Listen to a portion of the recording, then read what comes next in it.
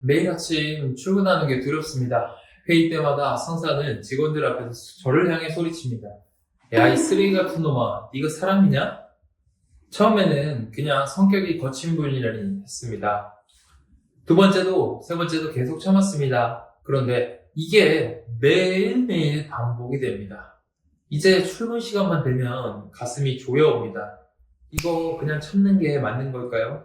돈을 벌어야 되니까 우리는 회사를 버티고 다녀야 될까요? 서울의 한 중소기업 영업팀에서 일하던 A씨 사례입니다. 팀장은 회의 자리에서 수시로 A씨를 향해서 욕설을 퍼부었습니다. 동료들이 모두 보는 앞에서였습니다. 야, 이 유명한 새끼, 너 같은 게 왜 여기 있어? 이런 발언이 6개월 넘게 반복됐습니다. A씨는 결국 적응장애 진단을 받고 병가에 들어갔습니다. 그리고 회사를 상대로 소송을 제기했습니다. 법원은 이 사건을 명백한 직장 내 괴롭힘으로 인정했습니다. 욕설이 직장 내 괴롭힘으로 인정된다라는 정확한 기준이 있습니다. 그리고 이미 당하고 있다면 지금 당장 해야 할 일이 있습니다. 오늘 그 기준과 대응법을 정확하게 알려드립니다. 이 영상을 끝까지 보시면 폭언 욕설이라고 무조건 인정되는 게 아니라 법적으로 인정받는 요건, 증거를 쌓는 구체적인 방법, 그리고 정신적 피해 보상까지 받아내는 경로를 한 번에 가져가실 수 있습니다. 폭언이 이 정도면 직장 내 괴롭힘인가 하는 기준입니다. 첫 번째로 상사의 폭언과 욕설이 어느 수준부터 직장 내 괴롭힘으로 인정되는지를 살펴보겠습니다. 이걸 알면 지금 내가 당하는 상황이 법적으로 싸울 수 있는지 판단할 수 있을 겁니다. 결국은 그냥 참을 상황인지 바로 움직여야 할 상황인지 구분할 수 있습니다. 법원은 폭언, 욕설을 판단할 때 이 세 가지를 봅니다. 첫 번째, 지속성과 반복성. 한두 번의 감정 표출은 인정되지 않는 경우가 많습니다. 반복적이고 지속적으로 이어져야 합니다. 두 번째, 발언의 내용과 수위. 단순히 질책이나 업무 지시를 넘어서 인격을 모독하거나 인신공격성 표현이어야 합니다. 세 번째로, 피해자의 정신적 고통입니다. 진료기록, 상담기록 등을 통해서 실제 피해를 입증해야 합니다. 이 사건에서 6개월 이상 반복된 욕설과 A씨의 적응장애 진단이 결정적인 증거가 됐습니다. 그렇다면 지금 폭언을 당하고 있다면 이렇게 조치하시면 될 것 같습니다. 첫 번째로 날짜, 시간, 장소, 발언 내용을 매번 기록하십시오. 메모장 앱으로 그날그날 적어두는 것도 가장 좋고 목격자의 이름도 함께 적어두시면 좋습니다. 두 번째로 반복되면 계속 녹음하세요. 자신을 보호하기 위한 대화 당사자로서 목적의 녹음은 합법입니다. 세 번째로 병원에 가십시오.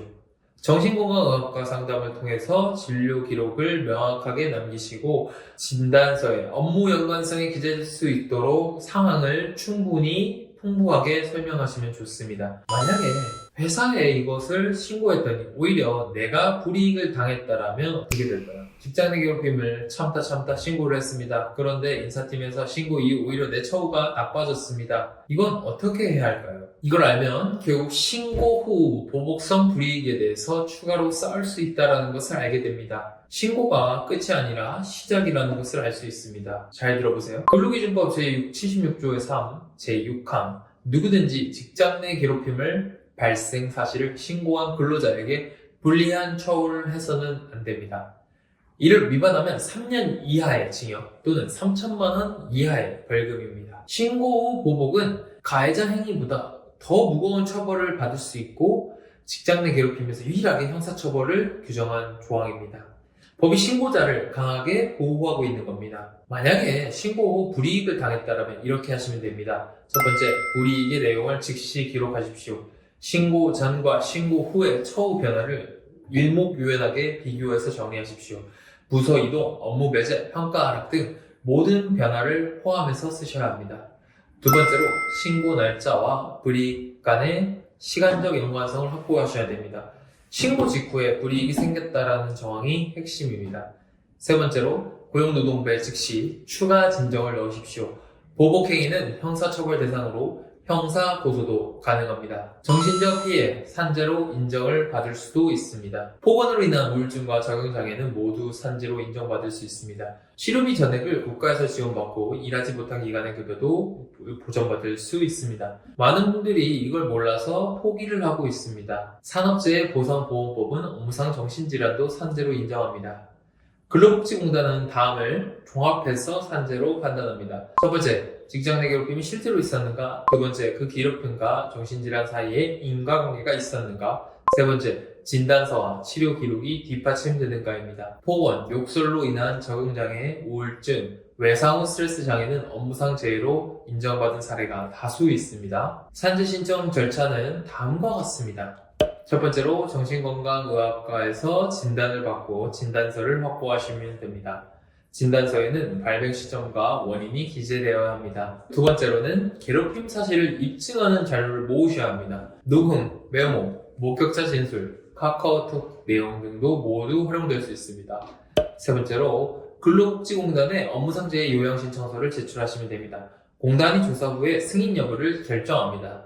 산재 승인 시 치료비 전액, 휴업급여, 통상임금의 한 70% 수준이고 장애까지 나오면 장애급여까지 받을 수 있습니다. 산재 신청과 민사 손해배상 소송은 동시에 진행할 수도 있습니다. 산재로 치료비를 받으면서 가해자와 회사를 상대로 위자료 소송을 별도로 진행하시는 것이 좋습니다. 두 경우 모두 선택할 수 있고 하나라도 포기하시면 안 될 것 같습니다. 오늘 세 가지를 기억하시면 좋습니다. 첫 번째, 반복적 보고는 직장 내 괴롭힘입니다. 날짜별로 기록하시고요. 두 번째, 신고 후 보복은 더 무거운 처벌을 받습니다. 두려워하지 마시고요. 세 번째로, 정신질환도 산재입니다. 치료비와 휴업급여 모두 받을 수 있습니다. 따돌림과 업무배제, 아무도 말을 안 걸고 아무도 일도 안 주는 상황에서 이게 직장 내 괴롭힘을 인정받으려면 무엇이 필요한지에 대해서 정확하게 보여드립니다. 지금까지 폭언을 당하고 계신가요? 혼자 참지 마시길 바랍니다. 댓글이나 아래 링크로 사연 보내주시면 전문가가 직접 검토해서 무료로 답변 드리겠습니다. 감사합니다.